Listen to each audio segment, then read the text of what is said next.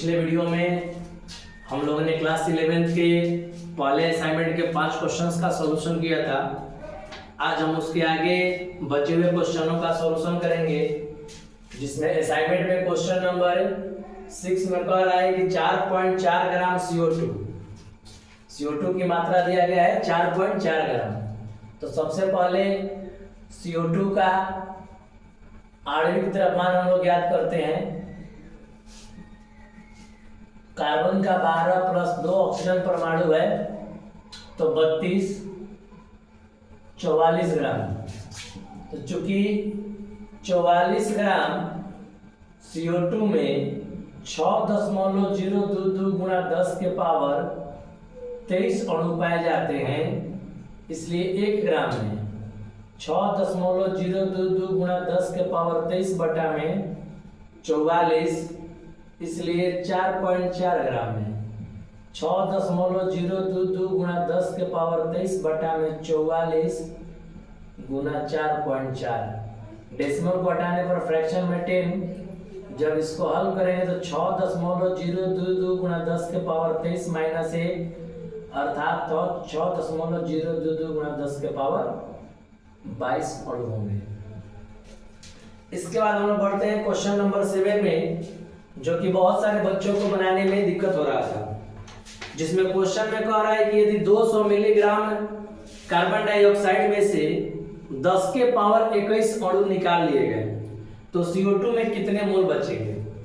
सबसे पहले उस क्वेश्चन में क्वेश्चन नंबर 7 में दिया गया है CO2 की मात्रा। क्वेश्चन नंबर 7 CO2 की मात्रा बराबर 200 मिलीग्राम। सबसे पहले इसको हम लोग ग्राम में चेंज करते हैं, आएगा 0.2 ग्राम। क्वेश्चन में करें 10 के पावर 21 अणु निकाल लिए गए तो CO2 का आणविक द्रव्यमान होता है, अभी हम लोग पिछले क्वेश्चन में ज्ञात किए हैं 44 ग्राम। तो चूंकि 44 ग्राम CO2 में 6.022 गुणा 10 के पावर 23 अणु पाए जाते हैं, तो 1 ग्राम में 6.022 गुणा 10 के पावर 23 बटा में 44 ग्राम। अब क्वेश्चन में कह रहा है क्या 0.2 ग्राम में कितने अणु होंगे, तो 6.022 गुणा 10 के पावर 23 बटा में 44 गुणा 0.2। फ्रैक्शनल में 10, 2 से ये कटेगा 22 टाइम्स में। इसके बाद हम लोग 6.022 into 10 to the power 23 minus 1 by 22 करेंगे तो ये हो जाएगा 10 का पावर 22। और जब इसमें 6.022 में 22 से डिवाइड करेंगे तो हमारा आएगा, इसको हम लोग इस फ्रैक्शन में चेंज कर लिया जाए, इतना आ रहा है। तो इसके बाद हमारा जो आएगा वो आंसर 0.273 डिवाइड करने पर 0.273, जिसे हम लोग लिख सकते हैं 2.73 इंटू 10 टू द पावर 21 कण। मतलब 0.2 ग्राम कार्बन डाइऑक्साइड में कण की संख्या 2.73 10 टू द पावर 21 कण है। अब इसमें से कह रहा है कि 10 के पावर 21 कण बाहर निकाल लिए गए, तो शेष कण बराबर हमारे पास है 2.73 इंटू 10 टू द पावर 21 और माइनस करना है 10 टू द पावर 21। तो 10 टू द पावर 21 कॉमन लेंगे तो आएगा 2.73 इंटू माइनस 1, जिसको हल करेंगे तो 10 to the power 21 into 1.73। That means हमारे पास कण बच गया 1.73 गुणा 10 के पावर 21 कण। अब उसके प्रश्न में कह रहे CO2 में कितने मोल बचेंगे, तो हमें ज्ञात करना है मोल संख्या। तो चूंकि 1 मोल में कणों की संख्या 6.022 गुणा 10 के पावर 23 होता है, तो हमारे पास शेष कण बचे हुए हैं 1.73 इंटू 10 टू द पावर 21। हम लोग अब इसे हल करेंगे तो 6.022 से जब 1.73 में डिवाइड करेंगे तो हमारा आएगा 0.2 8 7 into 10 to the power 21 by minus 23, 0.287 into 10 to the power minus 2, जिसे हम लोग मतलब संख्याओं में व्यक्त करें तो 2.87 गुणा 10 के पावर माइनस 3 मोल बच जाएगा। इस क्वेश्चन को बारीकी से समझकर अच्छे से इसको उतारेंगे। इसके बाद हम लोग आते हैं अगले क्वेश्चन नंबर 8 में। अब हम बात करते हैं क्वेश्चन नंबर 8 की। क्वेश्चन नंबर 8 क्या कर रहा है पहले इसको देखेंगे।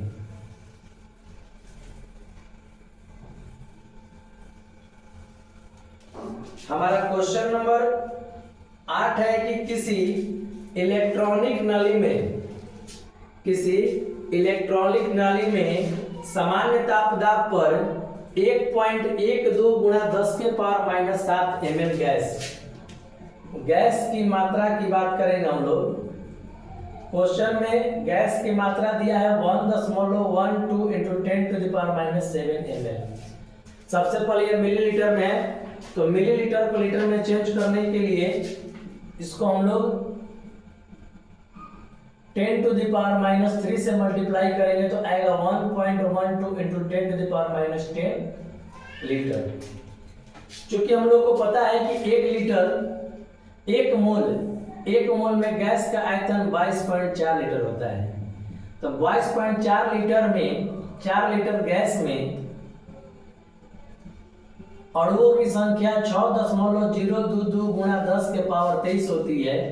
तो 1 लीटर में 6.022 गुणा 10 के पावर 23 बटा में 22.4 और प्रश्न में दिया है 1.12 into 10 to the power minus 10, 6.022 into 10 to the power 23 by 22.4 into 1.12 into 10 to the power minus 10। यहाँ डेसिमल को हम लोग हटाते हैं 100, इस डेसिमल को हटाते हैं तो 10, ये 2 टाइम्स में कट जाएगा, 10 से 10 कट जाएगा, 2 से डिवाइड करेंगे तो 3.011 हमारे पास बचा 3.011 into 10 to the power 23 minus 10 और नीचे 10 है तो -1, 3.011 into 10 to the power 13 में से 1 गया तो 12 अणु। अब इसके बाद हम लोग बात करते हैं क्वेश्चन नंबर 9 की। कह रहे हैं 1 ग्राम हीलियम गैस में कितने परमाणु होंगे और उसका आयतन क्या होगा। इस क्वेश्चन में परमाणु की संख्या और उसका आयतन भी निकालना है। सबसे पहले हम लोग देखेंगे क्वेश्चन नंबर 9 में हीलियम का परमाणु द्रव्यमान। तो हीलियम का परमाणु द्रव्यमान 4 होता है। क्वेश्चन नंबर 9 हीलियम का परमाणु द्रव्यमान 4 होता है। इसमें कणों की संख्या ज्ञात करना है 1 ग्राम में। तो 4 ग्राम हीलियम में 6.022 गुणा 10 के पावर 23 कण पाए जाते हैं। 1 ग्राम में 6.022 गुणा 10 के पावर 23 बटा में 4 हल करेंगे। 4 से 1 बार में 4 5 20 0 4 5 20 5 5 गुणा 10 के पावर 23 कण। अब पूछ रहा है कि इसका आयतन कितना होगा। समझिए 4 ग्राम हीलियम का आयतन 22.4 लीटर होता है। 1 ग्राम हीलियम का आयतन 22.4 बटा में 4 4 5 20 4 6 24 मतलब 5.4 लीटर होगा। अब हम लोग बढ़ते हैं अगले क्वेश्चन की ओर, जिसमें है कि मीथेन में क्वेश्चन नंबर 10 मीथेन में 1.6 ग्राम में कितने परमाणु उपस्थित होंगे। सबसे पहले क्वेश्चन नंबर 10 में मीथेन का हम लोग आणविक द्रव्यमान ज्ञात करेंगे। क्वेश्चन नंबर 10 CH4 का आणविक द्रव्यमान। तो कार्बन का होता है 12, हाइड्रोजन 4, परमाणु 4 तो 16 ग्राम। इस क्वेश्चन में कह रहा है कि कितने परमाणु उपस्थित होंगे। 16 ग्राम CH4 में 6.022 गुणा 10 के पावर 23 परमाणु होते हैं। तो 1 ग्राम में 6.022 गुणा 10 के पावर 23 बटा में 16। क्वेश्चन में कह रहे हैं 1.6 ग्राम में 6.0010 के पावर 23 बटा में 16 गुणा 1.6। डेसिमल हटाएंगे तो 10, 16 से 16 कट जाएगा। 6.022 into 10 to the power 23 minus 1, 6.022 into 10 to the power 23, 22 कौन पाए जाएंगे। अब हम बात करते हैं question number 11, 0.5 mole nitrogen. Question number 11 में कह रहा है 0.5 मोल नाइट्रोजन का आयतन। तो 1 मोल नाइट्रोजन का आयतन 22.4 लीटर होता है। तो 0.5 मोल 22.4 गुना 0.5 मतलब उसका आधा 11.2 लीटर। इसके बाद अगला क्वेश्चन में है क्वेश्चन नंबर 12 में कि 2.5 मोल CO2 का आयतन। CO2 का मात्रा दिया गया है 2.5 मोल। ध्यान देंगे तो 1 मोल, क्वेश्चन नंबर ये हमारा 12, 1 मोल CO2 में 22.4 लीटर। तो 2.5 मोल CO2 में तो 22.4 गुना 2.5। जब इसको हम लोग मल्टीप्लाई करते हैं 22.4 गुना 2.5 तो मल्टीप्लाई करने के बाद इसका आंसर हमें प्राप्त होता है 56 लीटर। क्वेश्चन नंबर बात करते हैं 13 की। करें 8 ग्राम O2 का आयतन। सबसे पहले O2 का द्रव्यमान। तो ऑक्सीजन के एक परमाणु का आयतन होता है 16, तो 2 परमाणु का 32 ग्राम। 32 ग्राम O2 का आयतन 22.4 लीटर। 1 ग्राम का 22.4 बटा में 32। क्वेश्चन में कह रहा है 8 ग्राम O2 में तो 22.4 बटा में 32 गुना 8। 8 के टेबल से 4 बार में, 4 के टेबल से 5.6 बार में। इसी प्रकार बढ़ते हैं क्वेश्चन नंबर 14। देखिए यहाँ पर आयतन कण की संख्या आणविक द्रव्यमान से रिलेटेड था। क्वेश्चन नंबर 14 में प्रतिशत द्रव्यमान ज्ञात करना है। प्रतिशत द्रव्यमान का मतलब किसी भी यौगिक में कुल यौगिक के द्रव्यमान का जितना प्रतिशत भाग कोई परमाणु उपस्थित होगा उसे हम लोग उसका कहते हैं प्रतिशत द्रव्यमान। जैसा कि क्लास में बताया गया है कि कुल यौगिक का द्रव्यमान यदि 50 है और उसमें 10 ग्राम हाइड्रोजन है तो 50 का 10 ग्राम कितना प्रतिशत होगा, इस आधार पर हम लोग क्वेश्चन को हल करेंगे। पहला क्वेश्चन में दिया हुआ है कि क्वेश्चन नंबर ये असाइनमेंट के अनुसार क्वेश्चन नंबर 14 है कि NH3 में, ठीक ना, नाइट्रोजन तथा हाइड्रोजन का प्रतिशत द्रव्यमान ज्ञात करें। ध्यान देंगे इस क्वेश्चन पे। सबसे पहले नाइट्रोजन और हाइड्रोजन का द्रव्यमान निकालते हैं। तो नाइट्रोजन का 14, हाइड्रोजन का 3 मतलब 17 ग्राम। अमोनिया जो है, अमोनिया का कुल द्रव्यमान मिला 17 ग्राम। हमें दोनों परमाणुओं का अलग अलग द्रव्यमान ज्ञात करना है। तो 17 ग्राम NH3 में 14 ग्राम नाइट्रोजन है। 1 ग्राम में 14 बटा में 17, तो निकालते 100 पे तो 14 बटा में 17 गुणा 100 मतलब 1400 बटा में 17%। दूसरी तरफ बात करते हैं हाइड्रोजन की। तो 17 ग्राम NH3 में 3 ग्राम हाइड्रोजन है। तो 1 ग्राम में 3 बटा 17, तो 100 ग्राम में कोई भी हल होगा तो 100 पे ही होगा, आएगा 300 बटा में 17%। जब इन दोनों के प्रतिशत मानों का हम लोग जोड़ करेंगे तो कुल मान आएगा 100%। इसी प्रकार अगला क्वेश्चन में इसमें देखिए दोनों का ज्ञात करना था। अगले क्वेश्चन में सिर्फ दिया हुआ है नाइट्रोजन का। क्वेश्चन में है पोटेशियम नाइट्रेट KNO3। क्वेश्चन में है पोटेशियम नाइट्रेट मीन्स KNO3 में क्वेश्चन नंबर हमारा है 15 नाइट्रोजन का।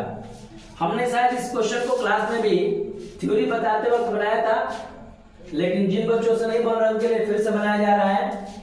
सबसे पहले पोटेशियम का 38, नाइट्रोजन का 14 और ऑक्सीजन का 48। इसका हमारा कुल जो द्रव्यमान आएगा वो आएगा कितना? 100 ग्राम। ये तो बहुत आसान हो गया। 100 ग्राम KNO3 में 14 ग्राम N है। 1 ग्राम में 14/100। इसको 100 पर तो निकालना ही है। 14/100 गुना 100 मतलब पोटेशियम नाइट्रेट के कुल द्रव्यमान का 14% जो भाग है वो क्या है? तो नाइट्रोजन उपस्थित है।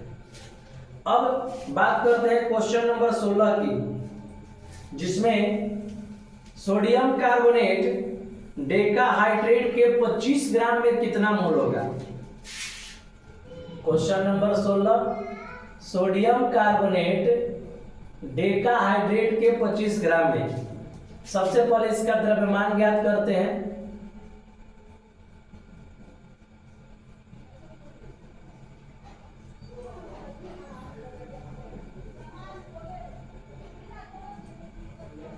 सब जब ऐड करेंगे तो हमारा द्रव्यमान आएगा 286। तो 286 ग्राम Na2CO3 इंटू 10H2O में 1 मोल। तो 1 ग्राम में 1/286।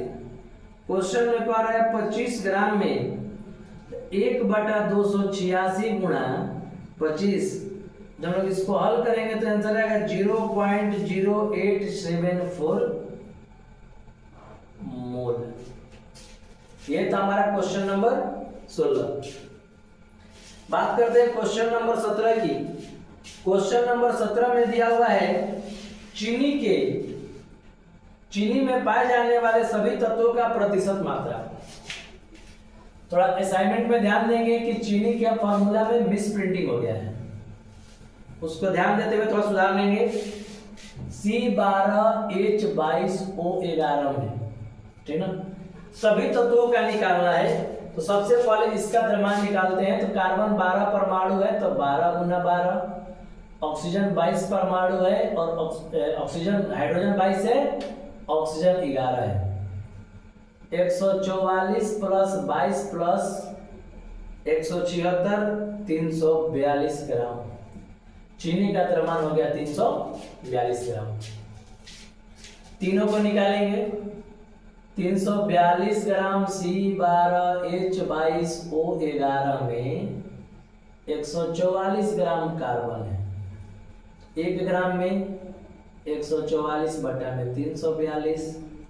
तो 100 में 144/342 गुणा 100 मतलब 14,400/342 प्रतिशत। इसके बाद 342 ग्राम C12H22O11 में 22 ग्राम हाइड्रोजन है। 1 ग्राम में 22/342। अब देखते हैं कितना ग्राम है, तो 100 ग्राम है। 22/342 गुणा 100 जो कि आएगा 2200/342। अब है तीसरा ऑक्सीजन 342 ग्राम। ये था हमारा पहला स्टेप, ये था दूसरा और ये तीसरा। 342 ग्राम C12H22O11 में 176 ग्राम ऑक्सीजन है। 1 ग्राम में 176/342 तो निकालेंगे 100 ग्राम में 176/342 गुना 100 17,600 बटा में 342। अब इन सभी का एक डेसिमल मान हम लोग ज्ञात करते हैं। तो कार्बन की मात्रा आती है 42.105%, हाइड्रोजन की मात्रा 6.43%, ऑक्सीजन की मात्रा जो है 51.462%। ये था हमारा क्वेश्चन नंबर 17। अब हम लोग बात करते हैं क्वेश्चन नंबर 18 की। क्वेश्चन नंबर 18 में थोड़ा सा कैलकुलेशन है जिसको ध्यान देते हुए हम लोग बनाएंगे। 18 में करें 1 केजी Fe2O3। क्वेश्चन नंबर 18 में कह रहा है 1 केजी Fe2O3 के अवकरण से कितना लोहा प्राप्त होगा। 1 केजी Fe2O3 के अवकरण से कितना लोहा प्राप्त होगा। तो सबसे पहले हम लोग ध्यान देते हैं, क्वेश्चन में दिया है फेरस का परमाणु भार 55.84।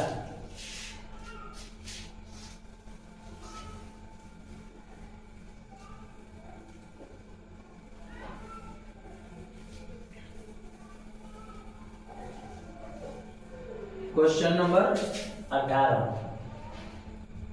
Fe2O3।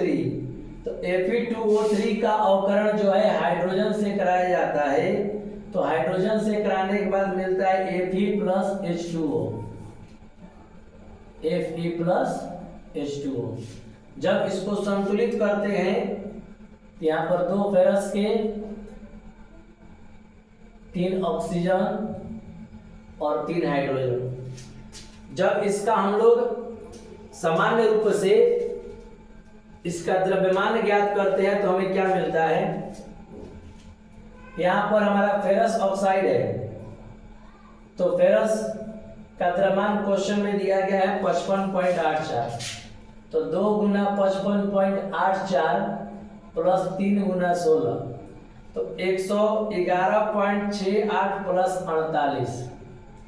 हमारा फेरस ऑक्साइड का द्रव्यमान आ जाएगा 159.60 ग्राम।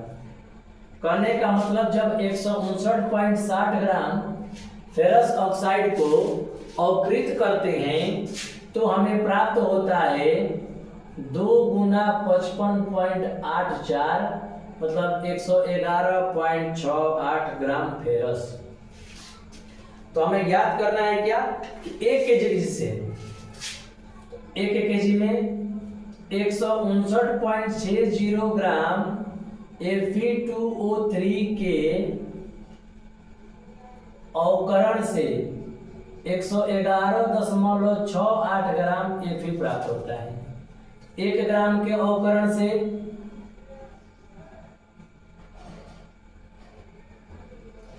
अब 1 केजी मतलब क्या 1000 ग्राम 111.68 159.60 गुणा 1000।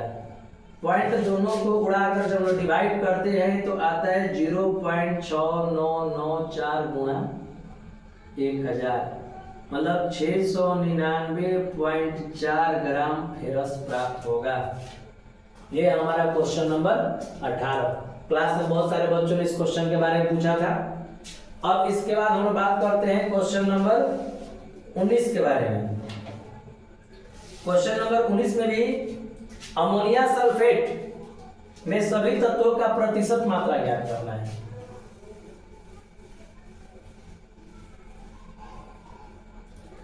अमोनिया सल्फेट सूत्र NH4 का whole twice SO4। Ammonia sulphate का सभी तत्वों का मतलब नाइट्रोजन, हाइड्रोजन, सल्फर और ऑक्सीजन। सबसे पहले अमोनिया सल्फेट का आणविक द्रव्यमान ज्ञात करेंगे। ये है हमारा क्वेश्चन नंबर 19। यहाँ पर नाइट्रोजन 2 तो 14 दूनी 28, हाइड्रोजन 8, सल्फर 1 और ऑक्सीजन 4 परमाणु है, जिसका कुल द्रव्यमान आता है 132 ग्राम। हम लोग प्रतिशत द्रव्यमान निकालना सीख चुके हैं। 132 ग्राम अमोनिया सल्फेट में 28 ग्राम नाइट्रोजन है। 1 ग्राम में 28/132, इसलिए 100 में 28/132 गुणा 100 मतलब 2800/132%। सेम, ये फर्स्ट था, ये सेकेंड। 132 ग्राम अमोनिया सल्फेट में 132 ग्राम अमोनिया सल्फेट में 8 ग्राम हाइड्रोजन है। 1 ग्राम में 8/132, 100 ग्राम में 8/132 गुना 100 मतलब 800/132। स्टेप 3 लाते हैं। 132 ग्राम अमोनिया सल्फेट में 32 ग्राम सल्फर है। 1 ग्राम में 32/132, इसलिए 100 में तो 32/132 गुणा 100 3200/132। इसके चौथे स्टेप की ओर चलते हैं, जिसमें ज्ञात करना है ऑक्सीजन का। तो 132 ग्राम